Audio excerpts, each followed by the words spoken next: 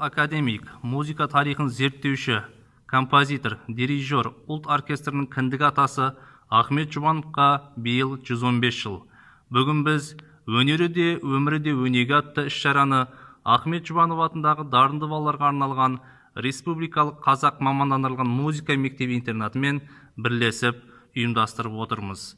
Назарларыңызға Ахмет Жұбанов атындағы мектеп-интернатының онлайн концертін ұсынамыз.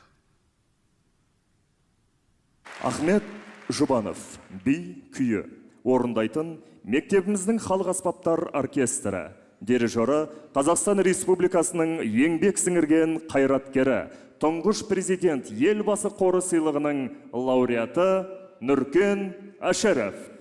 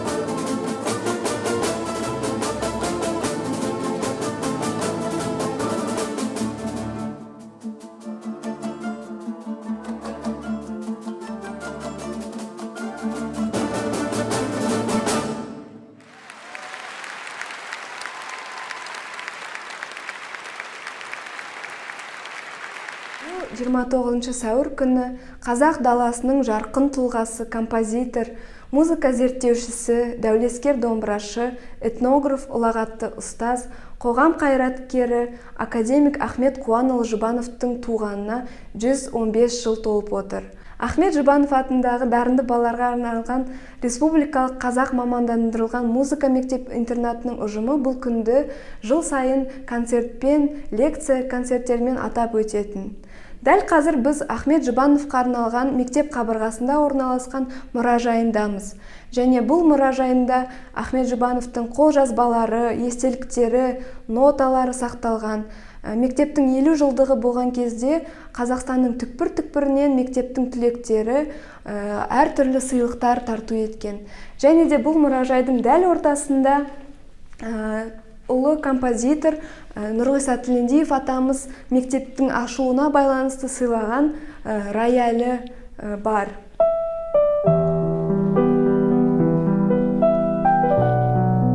Уақыт өткен сайын Ахмет Қуанұлы Жұбановтың тұлғасы бізге жақындай түсетін сияқты, өйткені Ахмет Қуанұлы Жұбановтың бастамаларының барлығы бүгінгі таңда өз жалғасын тауып дамып келеді. Ойлау үрдісі ерекше, жаңашыл музыкант оның әр қадамы қайсарлықтың, кемеңгерліктің үлгісін көрсетті. Бүкіл саналы өмірінің ол өз халқының мәдениетін зерттеу, көркейту жолында атқарған еңбегі ұшан теңіз.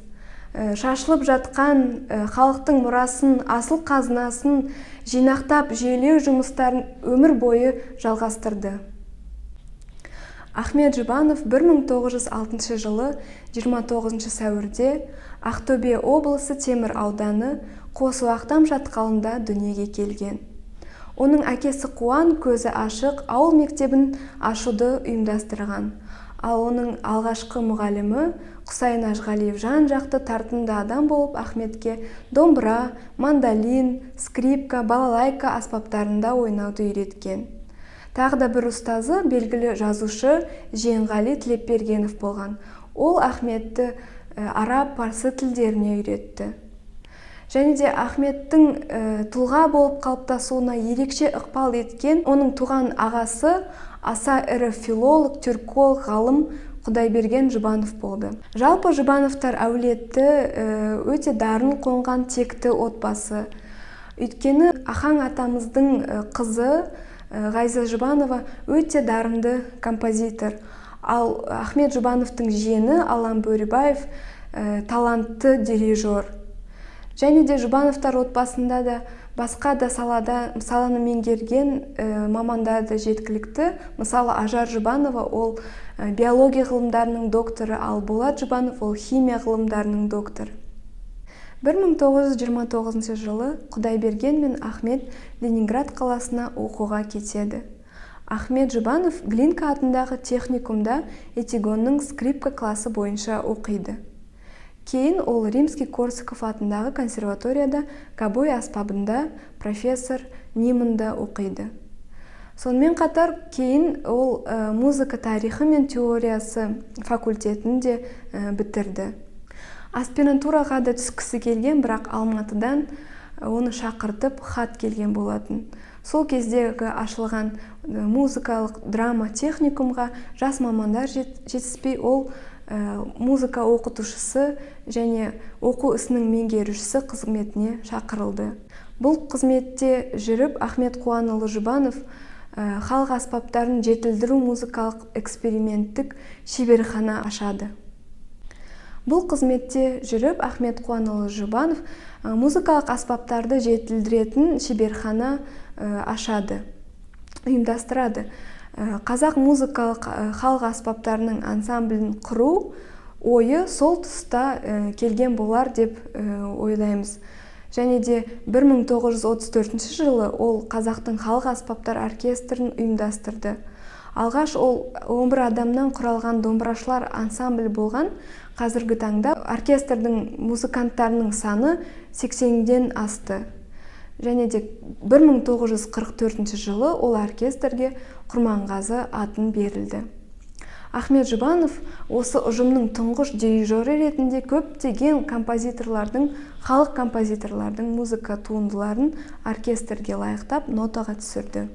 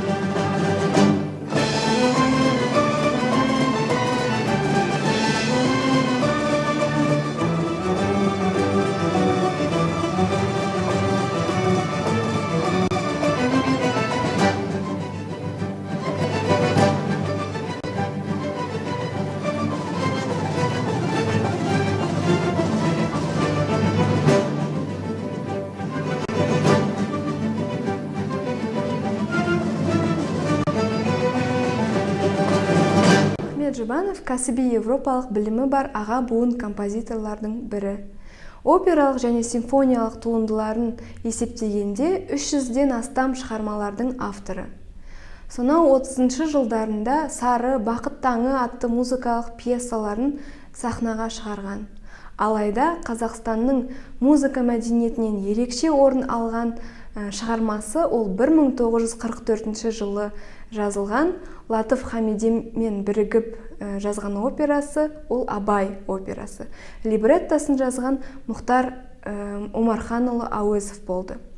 Тағы да Мұхтар Әуезовтың либреттосына жазылған операсы ол Төлеген Тоқтаров операсы болды. Бұл шығарма Ұлы Отан соғысында асқан ерлік, төзімділік көрсеткен батырлар туралы. Және де тағы да жазылмай қалған өкінішке орай операсы ол Құрманғазы операсы болған. Ахмет Қуанұлы Жұбанов қазақтың тұңғыш көркем фильмі Амангелді фильміне композитор Гнесинмен бірлесіп музыка жазды. Одан кейін көп жылдар бойы аялаған арманы Құрманғазы операсын жазып үлгермеді, бастады, бірақ ұзақ созылған науқас оны аяқтатпады. Бірақ 1970 жылы қызы Ғазиза Жұбанова осы операны аяқтап, Қазақ радиосы арқылы жұртшылыққа тарту етті. Ахмет Қуанұлы Жұбанов өмір бойы қазақтың қайталанбас әншілік және дәстүрлік музыка мәдениетін зерттеумен айналысты. Қазақ халқының мәдени құндылықтарын көзінің қарашағындай сақтап, қамқорлық жасауға тырысты. Ең алғашқы еңбегі 1936 жылы шықты, оның аты «Музыка әліппесі» болды. Музыка әліппесі ол сазгерлерді ноталық сауатын ашуға көмектесетін кітапша. Және Ахмет Қуанұлы Жұбановтың «Замана бұлбұлдары», «Ғасырлар пернесі» деген қомақты еңбектері бар. Ол жерде Құрманғазы, Біржан Сал, Абай, Ақан Сері, Жаяу Мұса, Ыбырай, Тәттімбет, Қазанғап, дәулеткерейлердің кешкен ғұмырлары суреттеліп, олардың шығармашылықтары ұсынылды және олардың шығармашылықтарына әділ баға берілді, қоғамдық қызметтері сипатталды. Сонымен жалпы алғанда Ахмет Жұбановтың 300-ден астам ғылыми еңбектері, мақалалары, бірнеше монографиялары, іргелі зерттеулері бар. Ахмет Жұбановтың бастамасымен ғылыми экспедициялардың нәтижесінде Қазақстанның түкпір-түкпірінен 10 мыңнан астам ән, күй, фольклорлық нұсқалары жиналды, нотаға түсірілді. Сол фольклорлық экспедицияларда жүрген кезде Ахмет Жұбанов қарапайым қазақ отбасыларынан шыққан өнерге құштар, бірақ үйренуге мүмкіндігі жоқ жас таланттарды жиі кездестірді. Талабы таудай ауыл балаларға кәсіби білім беруді іштей көксеп, сол мақсатына жеткісі келіп, кейін 1964 жылы осы мектеп ашылды. Кейін мектепке Ахмет Жұбановтың есімі берілді.